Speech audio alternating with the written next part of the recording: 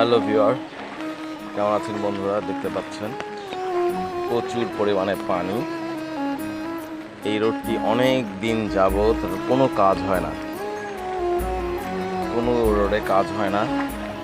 প্রচুর পানি, দেখার কেউ নেই। পাবনা পৌরসভার দেখার কেউ নেই। আজ প্রায় আমরা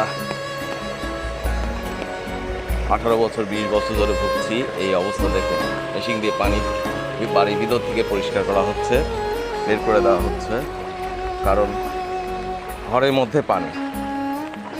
এই দুর্ভোগ কবে শেষ হবে একমাত্র খোদাই জানে, পাবনা পৌরসভা কেউই জানে না। দেখুন কি অবস্থা, প্রত্যেকটা ঘরের মধ্যে বিল্ডিং বাড়ি, লক্ষ লক্ষ টাকা খরচ করছে। এই ড্রেনেজ ব্যবস্থা খারাপ, প্রত্যেকটা বাড়ির মধ্যে পানি। দেখুন সব বাড়ির মধ্যে হাঁটু পানি, দেখুন হাঁটু পানি। পাবনায় দেখার কেউ নেই।